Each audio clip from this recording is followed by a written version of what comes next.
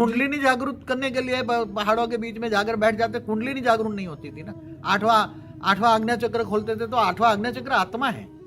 आत्मा शब्द तो मेरे ख्याल से भगवान कृष्ण ने गीता में दिया, तुम आत्मा स्वरूप बनो। आत्मा स्वरूप की विधि भगवान ने बताई है। देखो गीता का शॉर्ट एंड सार क्या है, तुम तीसरा नेत्र जगाना चाहते हो माना, आत्मा स्वरूप बनना चाहते हो माना, तुम कौन हो पहचानो। क्या बोला?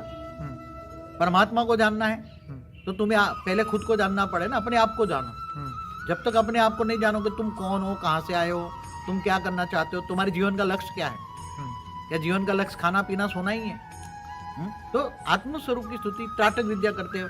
अभी जो बच्चे हैं आत्मस्वरूप में स्थित होना चाहते थे, उनको एक प्रयोग भी बता दूं जरा, 2 मिनट फिर भूल जाऊंगा। कि जैसे एक सामने व्हाइट लाइट होती है ना, त्राटक विद्या में लोग सूर्य की रोशनी भी डायरेक्ट लेते हैं, कहीं सुबह की, कहीं। तो आत्मस्वरूप को ज्यादा जगाना है, आत्मस्वरूप में स्थित होना है, तो उसका हल्का सा आप स्थूल प्रयोग, स्थूल लाइट का लो।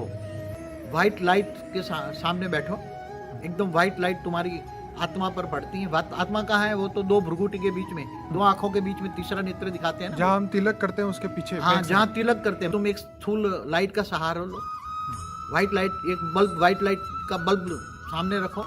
वो बल्ब के सामने त्राटक विद्या करते हैं ना, मोमबत्ती का, ऐसे व्हाइट लाइट आंखें बंद करके यहाँ लगाओ। व्हाइट लाइट यहाँ भ्रुकुटी के बीच में तीसरा नेत्र है, आत्मा है।